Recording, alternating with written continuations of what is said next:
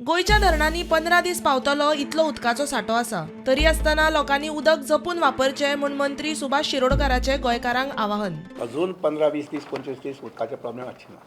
सालवली dam जो आसा पळय न्ही थंय अजून आमचे कडेन 60 दिसांचें उदक आसा.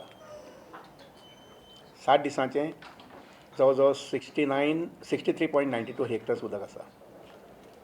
त्यानंतर तिळारी जें आसा पळय न्ही, तिळारीचें उदक जें आमचे कडेन आसा पळय न्ही 135 हेक्टर स्टोरेज आसा आनी हें उदक आमकां 150 दीस पावपाक शकता. तर अंजुणा सुद्दां आमचे कडेन जें आसा पळय न्ही तें आज 4 हेक्टर्स उदक आसा. सॉरी 405 हेक्टर्स उदक आसा आनी हें उदक आमकां 25 दीस पावूं शकता.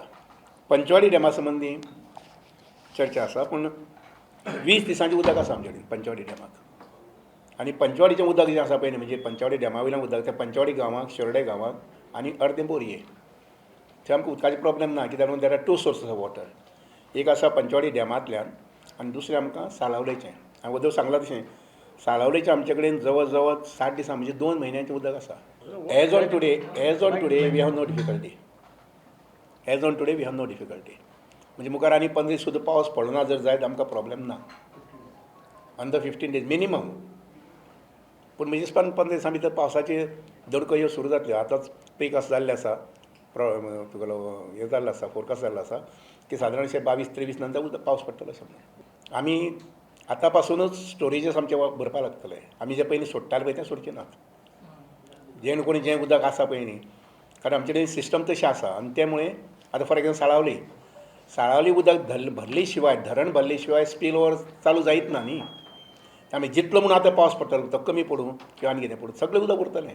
दुसरे वटेन गोंयांत खंय पावसाची 70% तूट म्हूण IMD सांगता. 22 जूनाच्यान गोंयांत पावस पडूये असो अदमासूय IMDन उक्तायलो. जो जून का रेनफॉल हमारे रीजन के ऊपर जो -70 mm अभी तक हुआ है टिल 19 जून तक, तो एक जनरल जून मंथ का हमने एक एनालिसिस किया है. उसमें हम ये देख रहे हैं कि अगर लास्ट 2010 से लेकर 2026 में जो अभी रिसेंटली चल रहा है उसमें जून महीने का परफॉर्मेंस साल में कैसा रहा, हर साल कैसा रहा.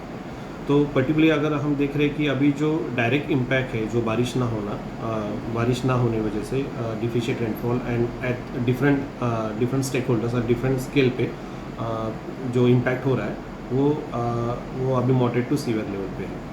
Bureau report Prudent.